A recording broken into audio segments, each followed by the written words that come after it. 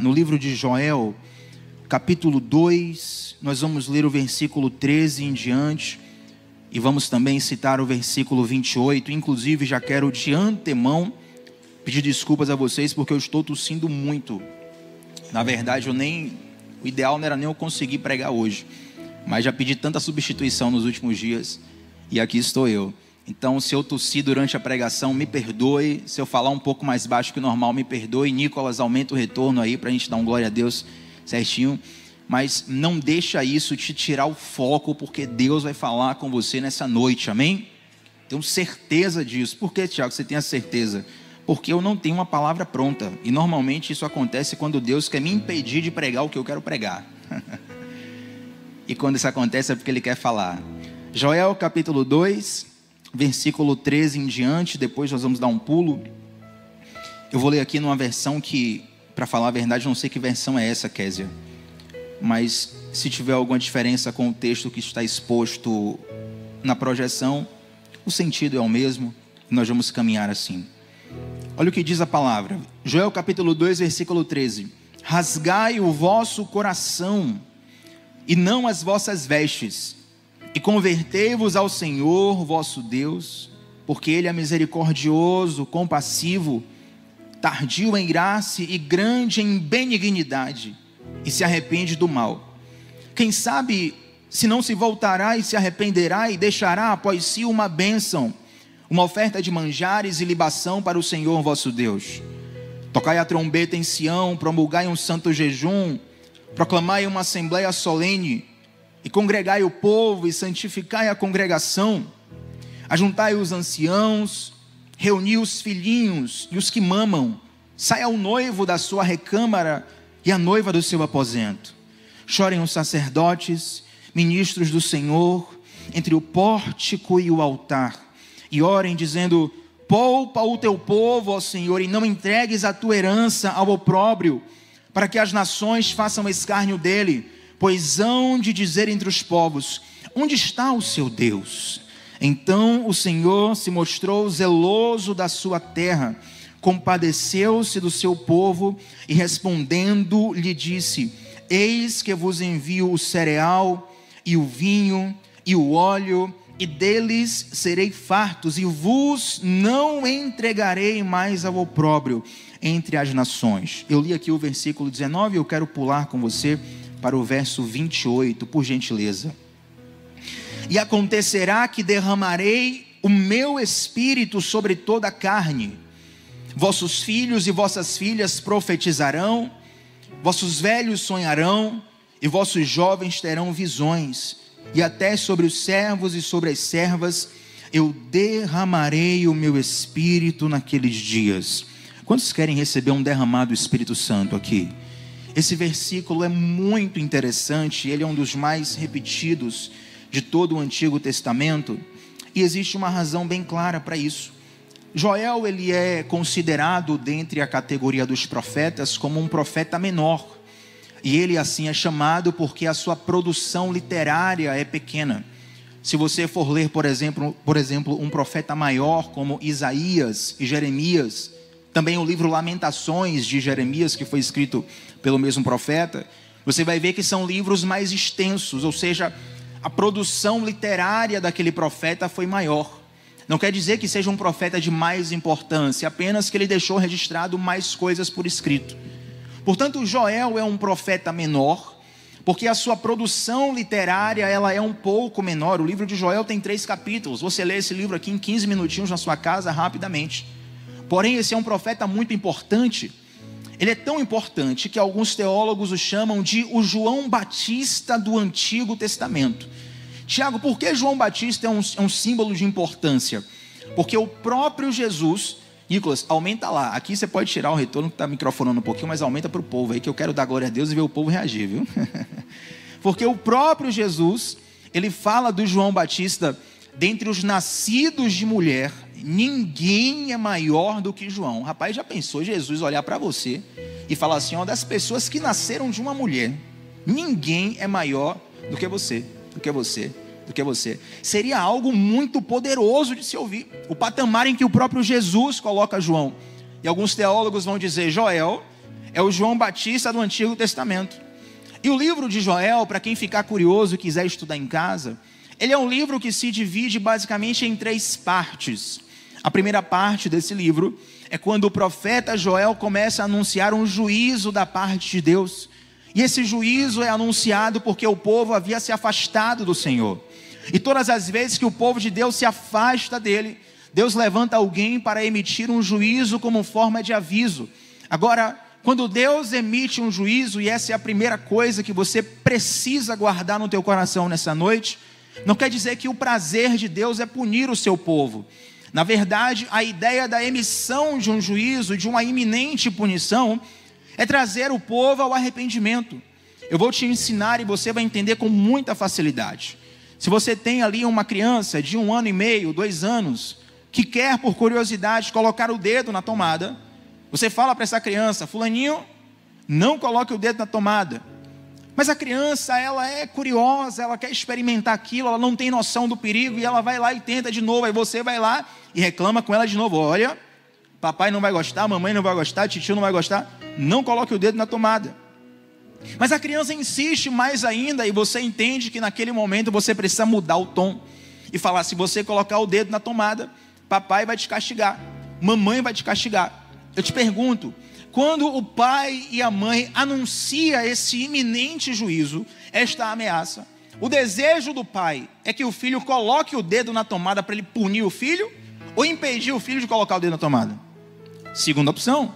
Então, quando Deus anuncia um juízo, gente, Deus, Ele não precisa anunciar nada para ninguém. Se Deus quiser tirar a sua vida, se Deus quiser te punir, se Deus quiser te fazer algo que para você lhe pareça mal, Ele é Deus, Ele não deve explicação para ninguém. Então, quando o Senhor anuncia um juízo, a ideia é fazer com que a reflexão daquele juízo te leve a uma mudança de postura. Tanto é que a segunda parte do livro de Joel é uma parte onde Joel começa a anunciar as punições, mas começa também a chamar o povo ao arrependimento.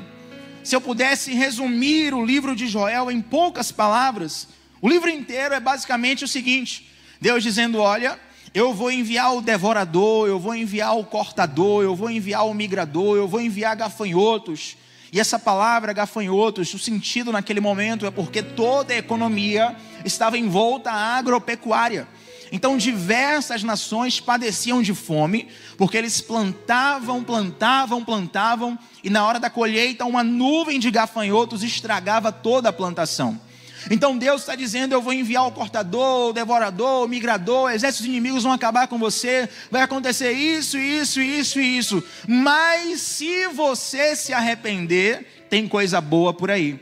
Isso nos mostra que o nosso Deus, Ele é poderoso sim para nos punir, Ele é poderoso sim para nos destruir, mas o prazer dEle é nos abençoar, o prazer dEle é nos ver bem, o prazer dEle é nos ver caminhando debaixo da sua direção, porque não há melhor lugar para caminhar do que o centro da vontade de Deus. Eu estou fazendo devocionais diários de segunda a sexta, às 7h30 da manhã, sempre começando o dia mergulhando na palavra de Deus. E quem assiste o devocional entendeu a piada interna aqui. E nós estamos estudando a carta de Paulo aos Romanos. E é interessante que no capítulo 1, o apóstolo Paulo traz um entendimento muito curioso de que o juízo de Deus, em diversos momentos, se traduz em permitir que nós façamos o que a gente quer. Não, você não entendeu errado, nem eu me equivoquei. É isso mesmo. O juízo de Deus, muitas vezes se traduz em deixar a gente fazer o que a gente quer. Como assim, Tiago? Me explica de modo mais claro. Imagine que o exemplo que eu dei de uma criança querendo colocar a mão na tomada, digamos que agora não é mais uma criança, é um adulto. Mas é um adulto que gosta de brincar com o perigo. E o adulto quer lá colocar o dedo na tomada, eu falo: fulano, não coloca o dedo na tomada. E eu vou lá, insisto, mas é um adulto consciente, uma pessoa que é livre e pode fazer o que quiser. Chega uma hora que eu posso me irritar e fazer o seguinte: quer saber? Faz o que você quiser com o teu dedo, coloca ele na tomada que você quiser, a responsabilidade é sua, o dedo é seu, a vida é sua. O que é que eu estou fazendo? Eu estou entregando aquela pessoa à vontade dela, e isso é um juízo. Portanto, o não de Deus se revela como amor para nós, e o sim de Deus em alguns momentos se revela como punição. Quando, Tiago, eu vou saber que o sim de Deus é punição? Quando nós estamos obstinados, quando nós estamos implacáveis, quando nós estamos com o nosso coração tão apaixonados pelo pecado, que nós não conseguimos enxergar os benefícios de obedecer a Deus. E como é que se apaixona pelo pecado? É quando você já está viciado a ponto de não viver mais com a bengala do pecado. Imagina comigo uma pessoa que seja viciada em mentir.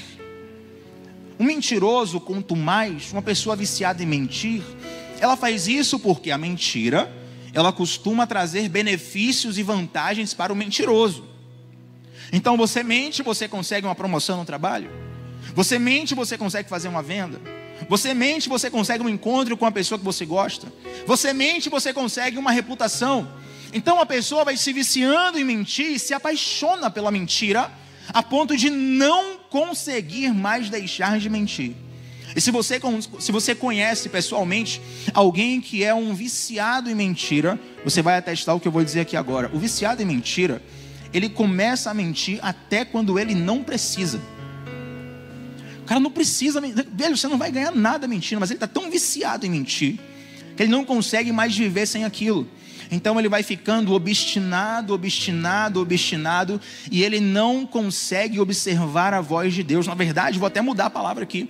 Ele sabe que Deus está falando com ele, ele sabe que Deus está sinalizando a ele. Porém, embora nós não tenhamos o poder de silenciar a voz de Deus, nós temos a capacidade de ignorá-la.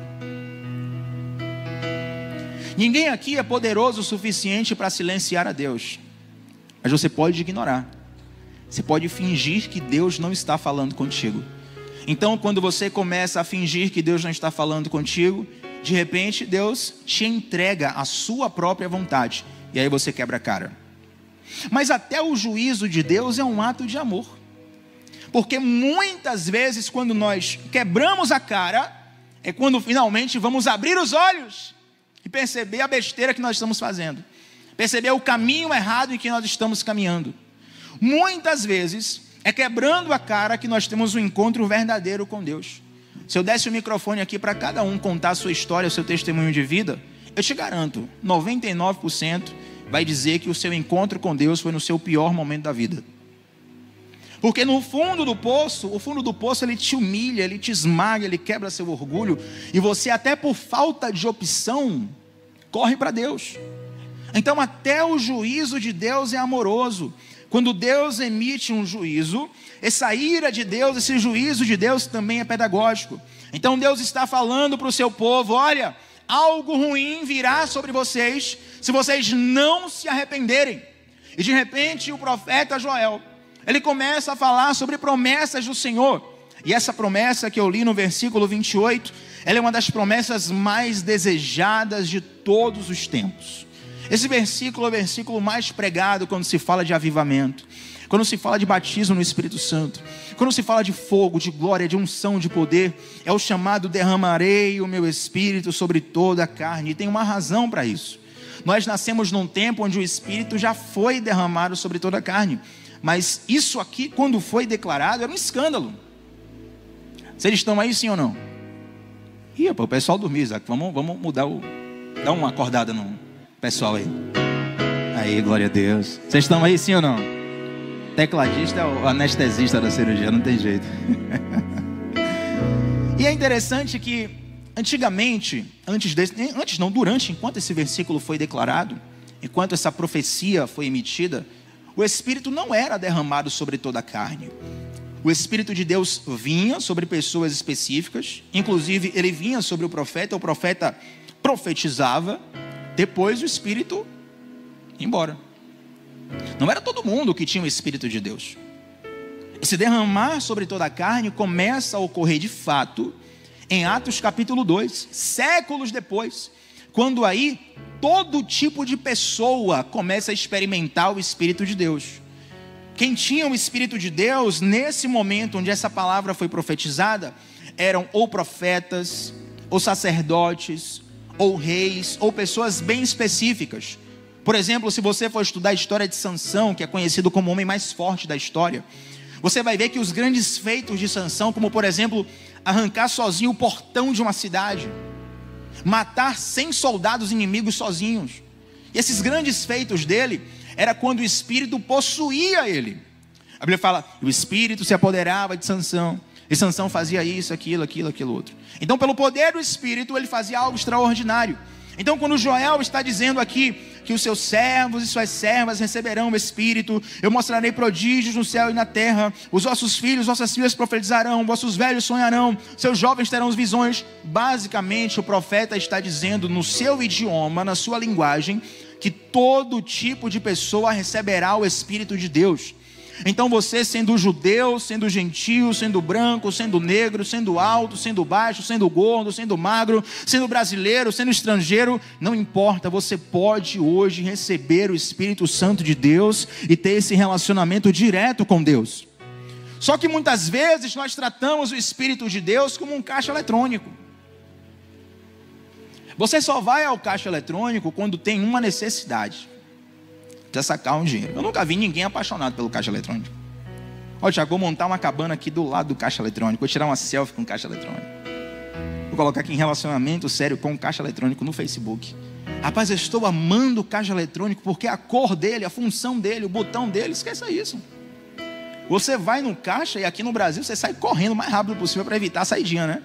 Para evitar acontecer alguma coisa. E muitas vezes nós tratamos o Espírito Santo assim.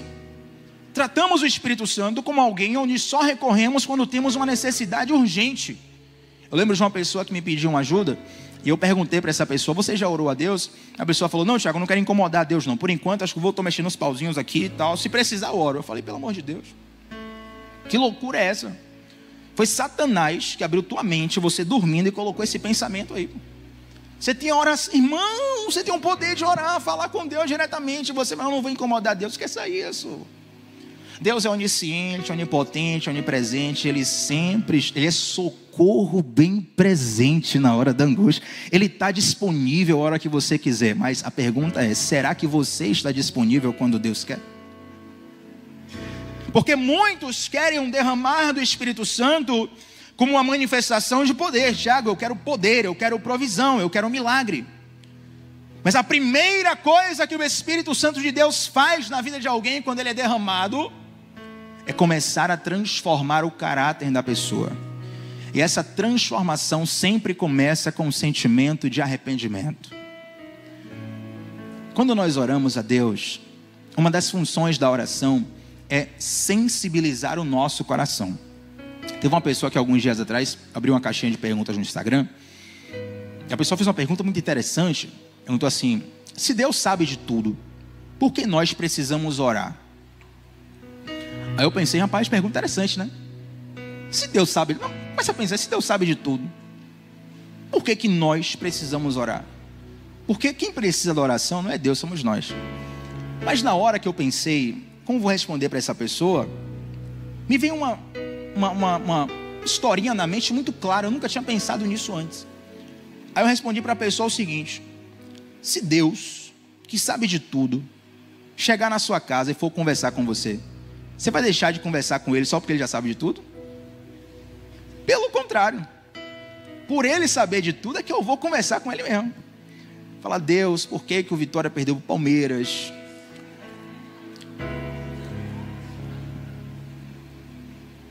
Irmão, aquele gol que Alejandro perdeu, misericórdia, velho. Pai, gente. Precisa orar pela vida de Alejandro no final, a gente vai orar, vai clamar, viu? Alejandro, beijo no coração, meu. Tem muitos irmãos de fé lá na Vitória. Você começa a perguntar tanto coisas irrelevantes como coisas importantes. Porque o sentido da oração é alinhar o teu coração a Deus. Eu dei um exemplo aqui para a gente quebrar o gelo, mas se eu pergunto algo a Deus e Deus me responde, eu entendo o coração de Deus e eu me amoldo à vontade de Deus.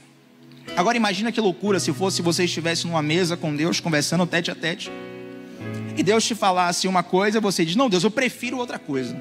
Eu acho que fica melhor se a gente mudar para tal coisa. O que é melhor, gente? A sua vontade ou a vontade de Deus? Então quando o Espírito Santo é derramado no seu coração, a ideia desse Espírito Santo ser derramado no teu coração, primeiramente é transformar a sua vida.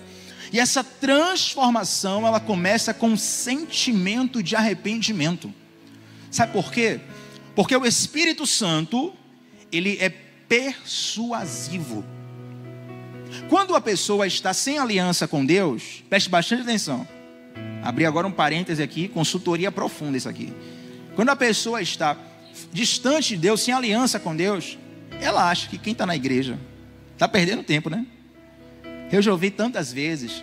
Há 15 anos atrás, eu ouvi assim: Tiago, você é um menino tão novo, você está perdendo tempo na igreja, você é um jovem tão, né? Há 15 anos atrás.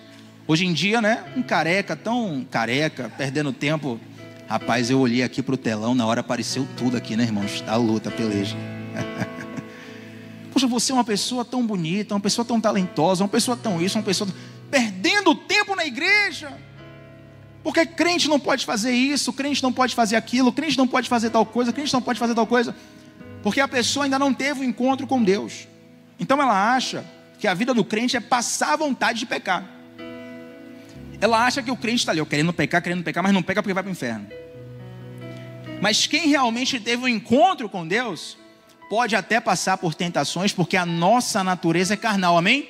Mas o Espírito Santo nos fortalece não com ameaças. Você não peca mais porque o Espírito Santo falou assim: olha, se você pecar, você vai para o inferno, miserável. Não. É porque esse Espírito Santo, ele te convenceu que a vontade dele é melhor.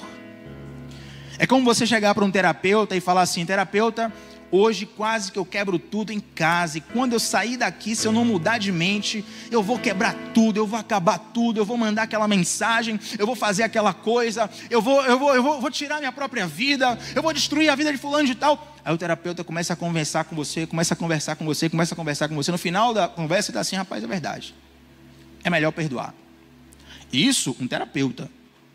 Quanto mais o Espírito Santo de Deus começa a mudar coisas dentro de você. Olha, muitas pessoas têm medo de se entregar a Deus porque acham que não vão conseguir. Tiago, eu quero, mas acho que eu não consigo. Eu quero, mas no fundo, eu acho que eu não tenho talento para servir a Deus. Esqueça talento, meu irmão. Deus não está procurando talentosos.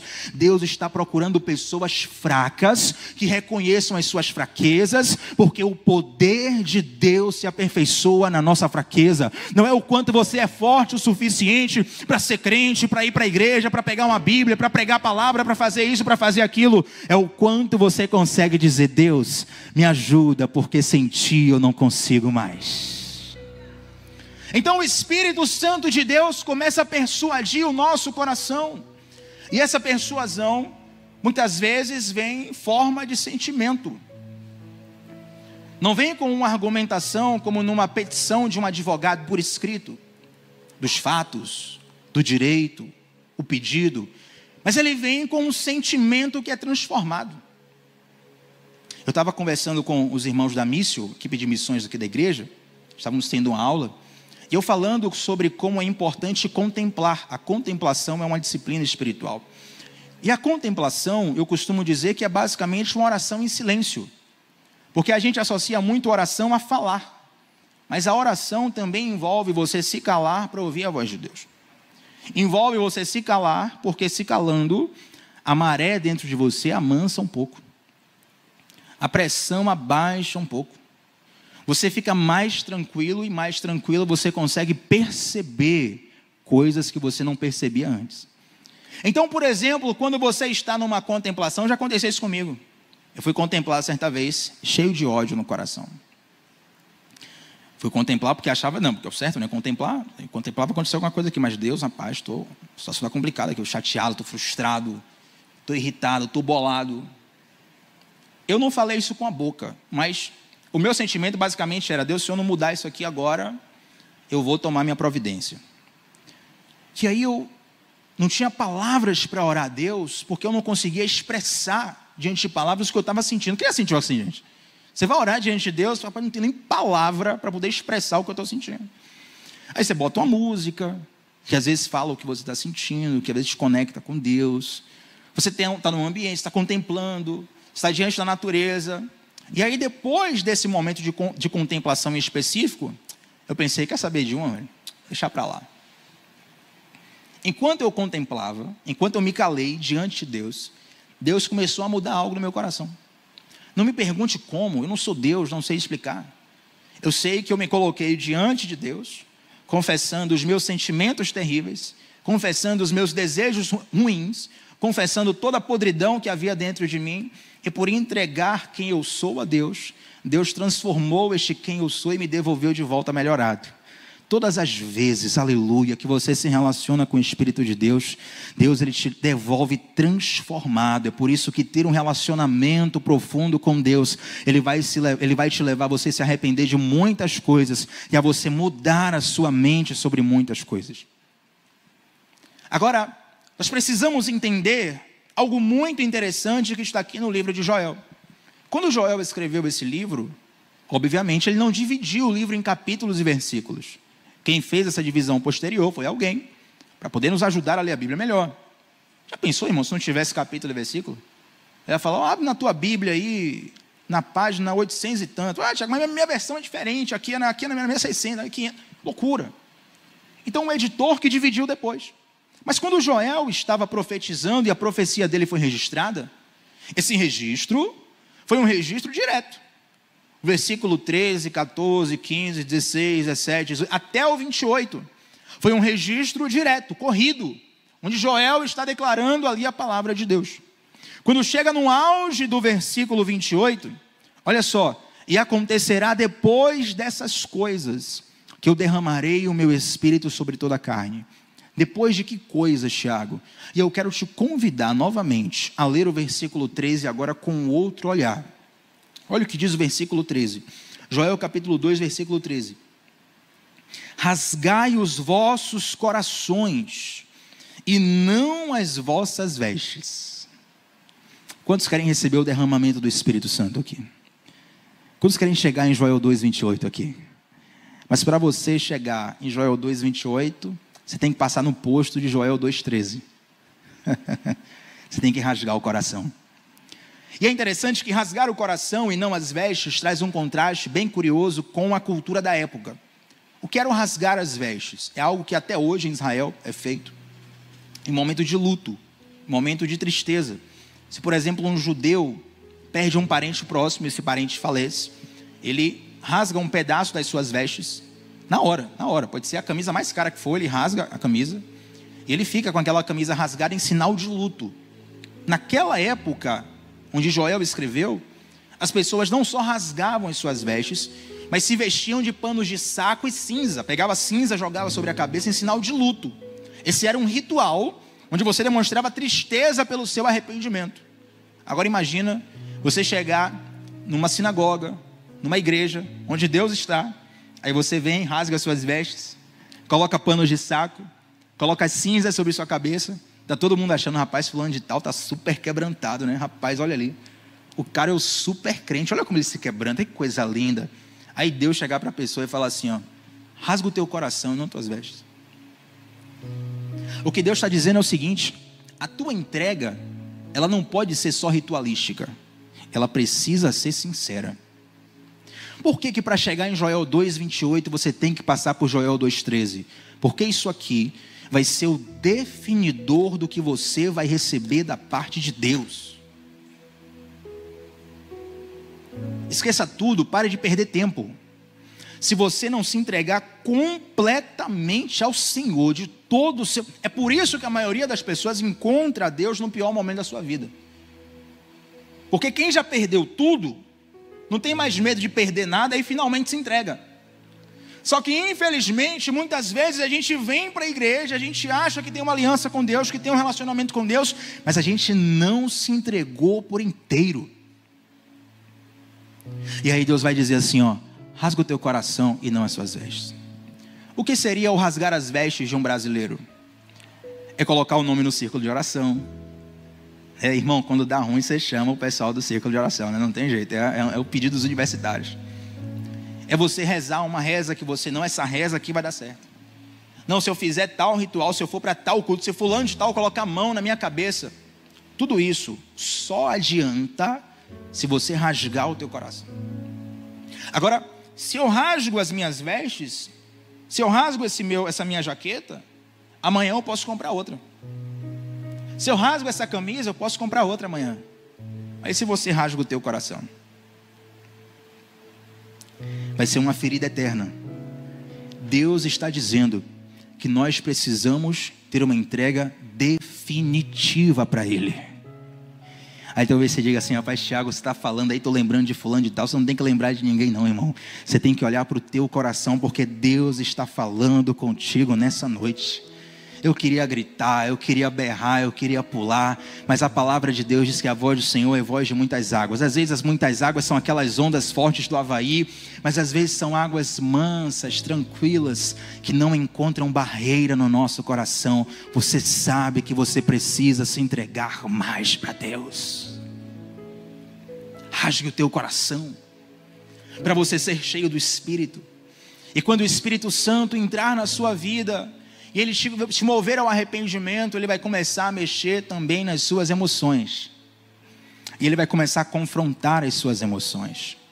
Eu aprendi uma coisa muito interessante com meu amigo, o pastor e doutor Jonatas Leônio, que todos vocês conhecem. O doutor Jonatas fala algo muito interessante. Ele diz que existem dois tipos de pessoas, que são os reprimidores e os ruminadores.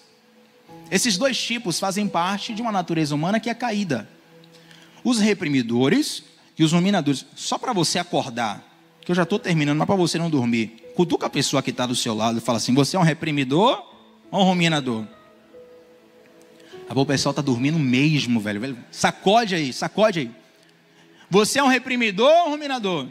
Os dois estão errados. Mas eu vou te explicar e talvez você se encaixe numa dessas aqui.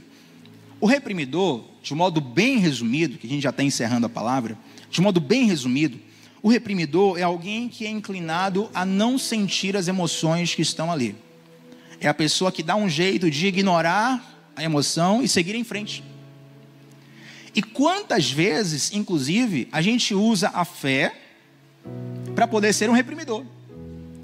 A gente usa Deus para fugir de nós mesmos. Porque o reprimidor, em primeira instância, parece alguém que é forte, porque aquilo não abala ele. Mas quando você reprime uma emoção, e você guarda essa emoção dentro de você, você apenas ignora ela. Mas é como você ignorar a fatura de um cartão. Chegou a fatura, irmão, ignora ela para você ver. Não vai acontecer nada com você, o banco não vai... Quer dizer, se foi agiota é outra coisa, né? Aí realmente tem que clamar, jejuar, fazer tudo. Mas se foi um modo, né, abençoado, glória a Deus, banco tal, juridicamente permitido, se foi ali, vai crescer a fatura. E certa vez eu vi uma instrução que eu vou dar, abre parênteses, consultoria financeira com o Tiago Batista. Eu vi uma dica maravilhosa no Instagram sobre como você fugir da dívida de cartão. O pessoal perguntou assim: como eu posso, esses mentores, né? Como eu posso resolver a minha dívida de cartão? Comecei com a dívida de R$1.000 e pelo juros já está em 20 mil. Aí a pessoa comentou assim embaixo: se você deletar o aplicativo do seu banco, a dívida some. Eu até falo o nome do banco aqui, mas não estou com dinheiro para tomar processo não, velho. Se você deletar o aplicativo do banco, a sua dívida some na hora.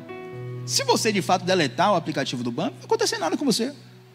Mas aquilo vai crescendo, vai crescendo. E assim são muitas emoções que nós sentimos. Às vezes é saudável você deixar um pouco de lado as suas emoções. Então, por exemplo, você recebeu uma notícia terrível, mas amanhã você tem uma prova importante.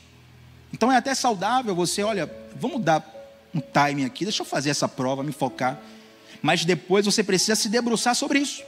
Porque se você não tratar dentro de você, o tumor emocional vai crescer. E o Espírito Santo vai trazer para a tua mente coisas que você precisa tratar. Irmão, é toda hora que eu recebo testemunho de pessoas dizendo assim: Tiago, eu estava orando a Deus e de repente Deus me direcionou, me lembrou de fulano de tal. Ah, e quem é fulano de tal? Fulano de tal, uma situação, tem que perdoar a pessoa. Ah, olha aí. Ah, Tiago, o Espírito Santo falou comigo, estou sentindo aqui no meu coração alguma coisa assim, assim, assim, assim. E Deus vai trazendo essas coisas para você lidar com elas. Então, o reprimidor, ele tenta ignorar a emoção, mas o Espírito Santo traz. Agora, o ruminador é diferente. O ruminador, ele se apega muito fortemente à emoção.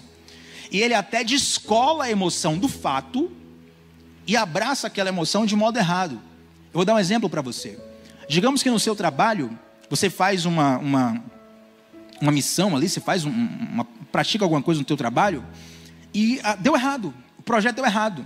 Aí teu chefe chega e fala assim, olha, infelizmente o que você fez aqui está errado, prejudicou a empresa, tem que ser diferente.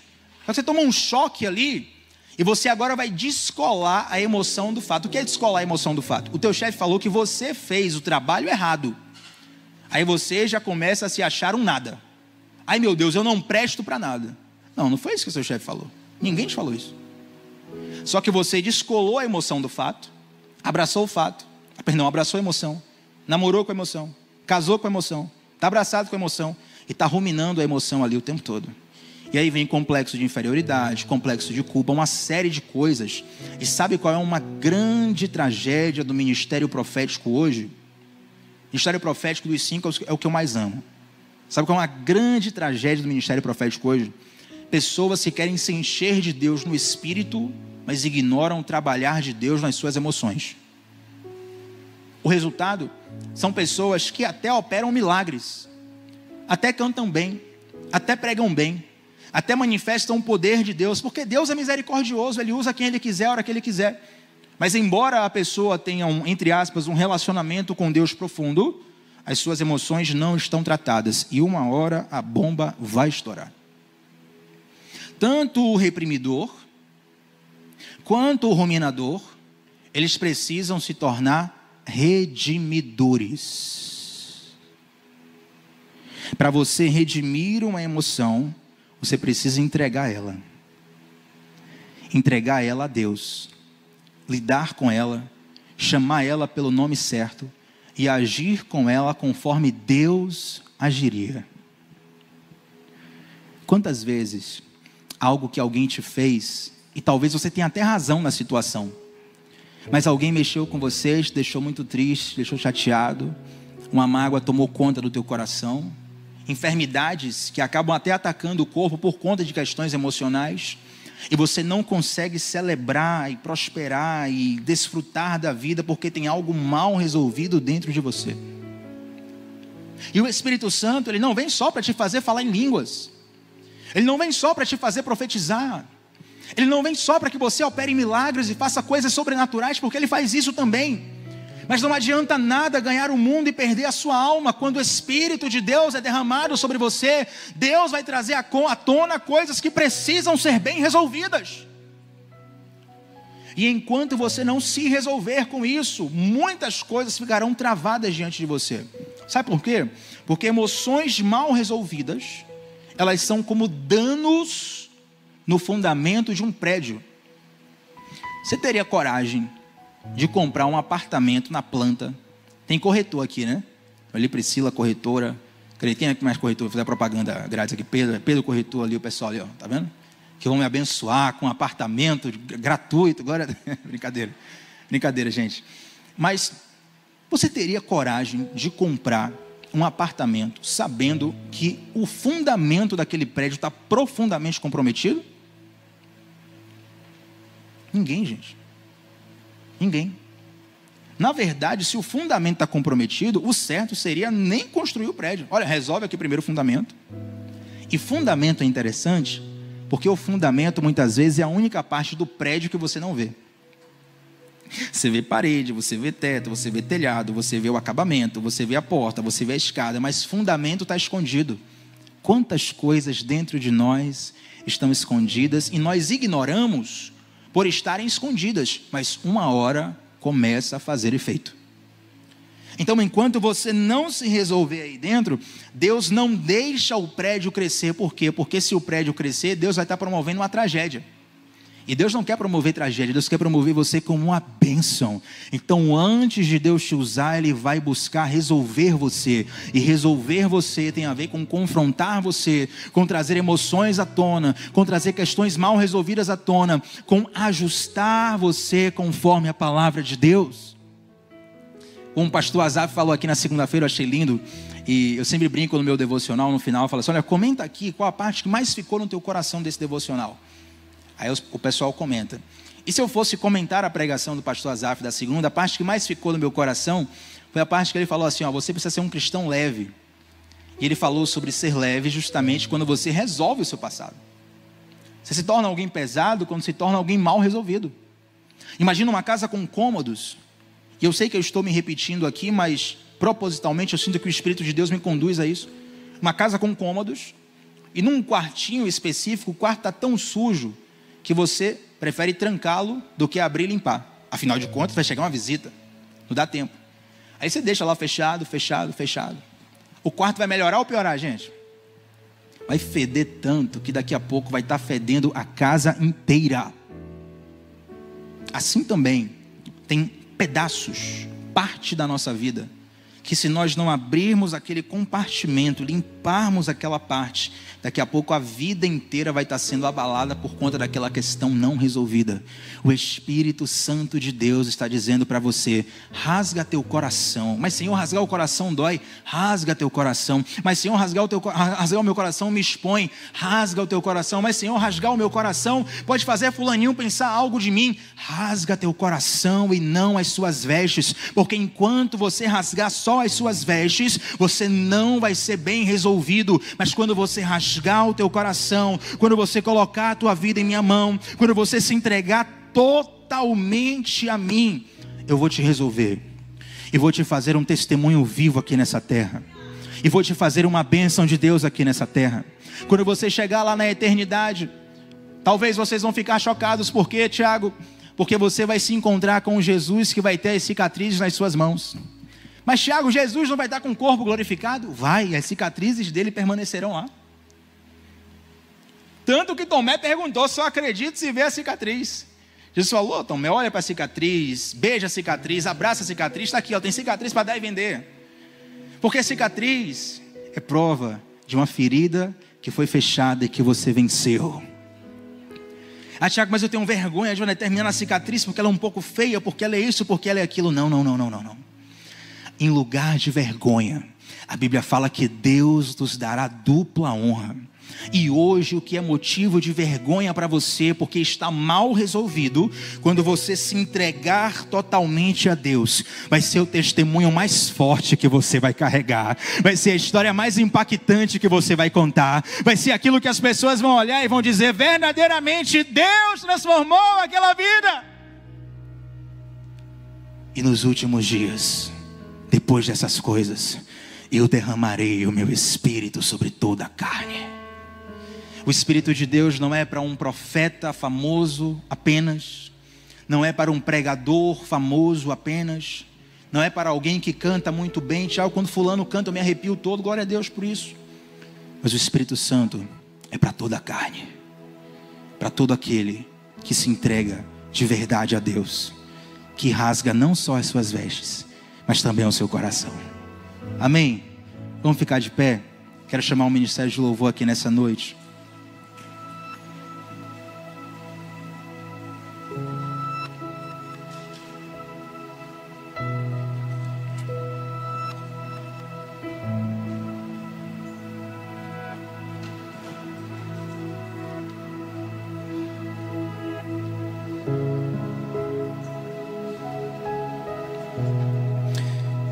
Tire 2 ou 3 minutos enquanto o ministério de louvor está cantando, vai cantar uma canção. Feche os seus olhos, tire 2 ou 3 minutos. É claro que você pode ficar à vontade e manter os olhos abertos se quiser, mas eu acredito que fechar os seus olhos vai te ajudar a se concentrar. E comece a orar a Deus, e a se perguntar se de fato você tem entregado todo o seu coração a Deus, ou só uma parte. Se de fato você tem rasgado as suas vestes ou o teu coração. Faça a sua oração a Deus nesse momento.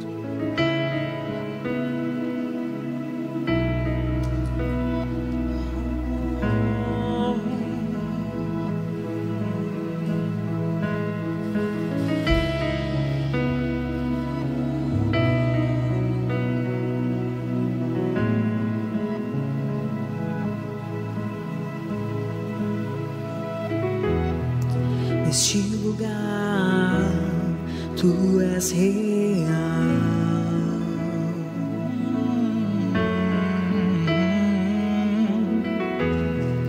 Vou me entregar totalmente.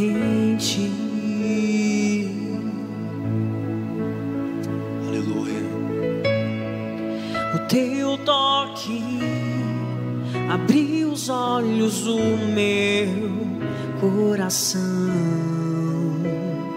eu posso enxergar e entender. Se eu me humilhar diante do teu altar e sacrificar aquilo que me custar, tu inclinarás os teus ouvidos ao meu clamor.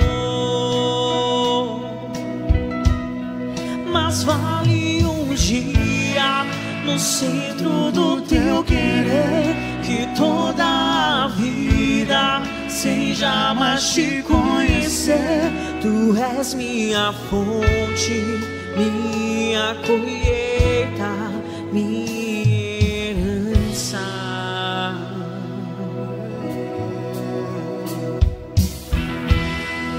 Nesse lugar tu és real.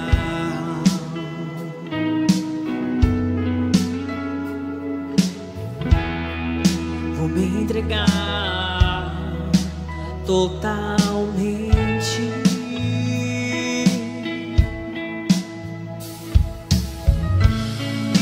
O teu toque abriu os olhos do meu coração.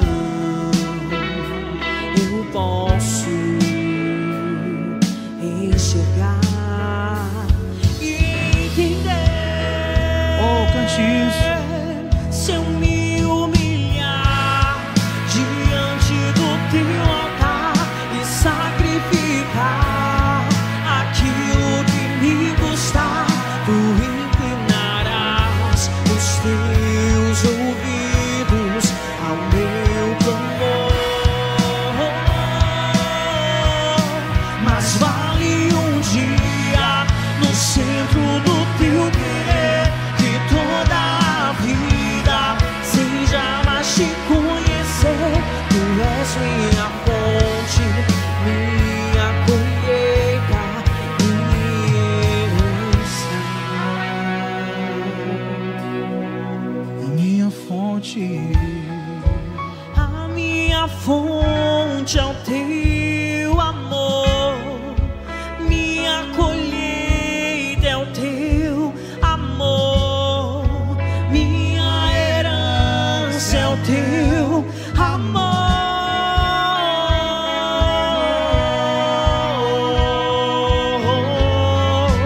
A minha fonte é o teu amor, minha colheita é o teu amor, minha herança é o teu amor.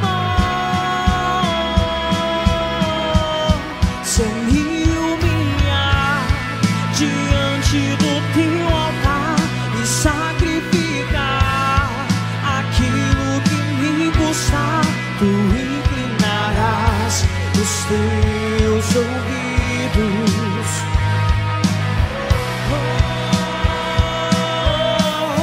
Mas vale um dia no centro do teu querer, que toda a vida seja mais te conhecer. Tu és minha fonte, minha colheita, minha herança. Já vamos encerrar. Passamos um tiquinho do horário. Mas eu quero orar por você. Quero orar por você essa noite. Para que essa palavra não seja só um discurso, uma pregação que eu ouvi lá numa quarta-feira. Não, meu irmão, isso aqui vai ser o início de um processo de cura sobre a sua vida, de um processo de transformação sobre a sua vida, de algo muito lindo que Deus quer fazer no seu coração. Amém? E antes de nós orarmos para encerrar, eu gostaria de fazer uma pergunta. Se tem alguém aqui que deseja fazer uma aliança com Deus, fazer ou refazer uma aliança, e nesse momento quer entregar a sua vida para Jesus, nós vamos fazer uma oração por você. Tem alguém aqui? Faça um sinal com sua mão. Tem uma pessoa ali, glória ao nome de Jesus. Tem mais alguém aqui que deseja fazer essa aliança com o Senhor? Faça um sinal com sua mão para que eu consiga ver. Outra pessoa ali, glória a Deus. Outra pessoa ali, louvado seja o nome do Senhor. Tem mais alguém aqui que deseja publicar essa aliança de fé com o Senhor? Mais pessoas ali, glória ao nome de Jesus. Vamos aplaudir a Jesus por isso, gente. Glória, glória, glória, glória, glória a Deus. E nós queremos, como família, orar por vocês. Não dá para todo mundo abraçar vocês, mas dá para todo mundo orar, né? E para orar por vocês, eu gostaria de rapidamente convidá-los aqui à frente. Quem levantou a mão, vem aqui rapidamente, convido à frente. Fiquem tranquilos, nem dá para aparecer na transmissão. É algo muito rápido, só para a gente, como família, abraçar vocês, orar por vocês, fazer disso um marco especial na vida de cada um dos que estão aqui nessa noite. Pode vir mais para cá. Eu quero pedir, por gentileza, levantem suas mãos assim em sinal de recebimento. Glória a Deus. Equipe de intercessão, se quiser vir aqui, é bênção de Deus. Toda a igreja, estenda as suas mãos. Esse foi um apelo, mas eu quero ministrar também sobre sua vida, sobre as famílias e pessoas que aqui estão representadas, que precisam de cura, que precisam de um tratamento emocional, que precisam de um toque especial da parte de Deus. Talvez alguém tenha a oportunidade de dizer aqui: Tiago, olha, se eu pudesse contar as feridas que estão no meu coração, seria de chorar, seria de lamentar. Mas eu creio num Deus que há de transformar lágrimas de luto em lágrimas de alegria. Eu creio num Deus que é capaz de transformar qualquer história. E não há nenhuma história que o nosso Deus não possa transformar. Espírito Santo, nós como igreja te apresentamos essas vidas que estão aqui. Pessoas que estão fazendo um sinal público de terem um relacionamento contigo, um desejo de mergulhar na tua presença, Pai. E eu sei que o teu Santo Espírito conhece cada uma dessas vidas, conhece cada uma dessas histórias. Eu sei que o Senhor escreveu essas histórias, e até mesmo o passado, que possa conter feridas, que possa conter danos, que possa conter situações. Eu sei que o Senhor é poderoso para ressignificar algumas coisas do passado, como o pecado. O Senhor é poderoso para apagar. E algumas outras coisas o Senhor vai dar um novo sentido, para que sirva de testemunho de transformação. Pai, vem tocando nos corações e vem alcançando, Pai, aquilo onde o homem não consegue alcançar. Vem alcançando, colocando a sua mão onde o homem não consegue tocar. Em momentos e situações da vida, Pai, onde nem nós conseguimos descrever. Tiago, eu nem consigo descrever por que eu sinto tal raiva, por que eu sinto tal tristeza, por que eu sinto tal rejeição, por que eu sinto isso. Eu nem sei te explicar como surgiu. Mas o Senhor já nos via desde o ventre da nossa mãe. E mesmo antes de sermos formados no ventre da nossa mãe, o Senhor já pensava sobre nós, já soprava a sua palavra sobre nós, já nos criava conforme a sua soberana vontade. Eu sinto de Deus dizer algo para alguém aqui, eu não sei quem é, mas você não teve a oportunidade de escolher a família em que você nasceu, mas foi Deus que escolheu para você. Por pior que pareça o cenário, e talvez possa ter alguém aqui ou no online que tenha vivido as suas piores feridas no seio familiar, foi Deus que te colocou lá.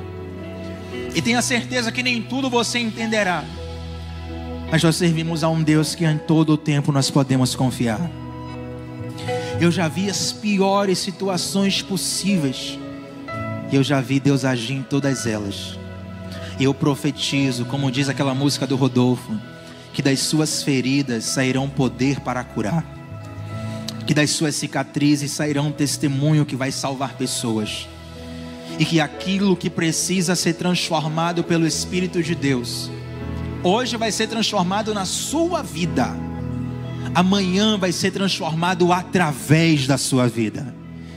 E meu Deus, eu quero orar encerrando esse culto, Deus, te pedindo que a tua bênção e a tua shalom esteja sobre os nossos corações, que possamos receber um derramado Espírito Santo, não apenas para falar em línguas ou para manifestar poder espiritual, mas para sermos de fato tratados e transformados por Ti, e sermos transformados à imagem do Seu Filho Jesus, e sermos aqueles a quem o Senhor preparou para ser. que possamos alcançar e cumprir os propósitos que o Senhor preparou para nós, e que possamos resolver o que precisa ser resolvido dentro de nós, debaixo da direção do Teu Espírito. Eu te agradeço por essa noite, por essas pessoas, por esse culto, por cada canção, por cada aviso, por cada oração e pela palavra. Faz uma linda obra em nossas vidas, Pai, e leva-nos em paz para casa, em nome de Jesus e para a glória do Senhor Jesus. Você pode aplaudir ao Senhor nessa noite. Glória a Deus pela vida de vocês. Deus abençoe. Deus abençoe. Gente, o Ministério de Intercessão está aqui disponível. Vá para casa em paz, mas se você precisa de oração, esse casal abençoado está aqui na frente, pronto para orar por você e participar contigo dessa luta em oração e somar contigo nessa intercessão. Deus abençoe a todos, uma boa noite. Como fruto desse novo coração, eu declaro a paz de Cristo, te abençoo.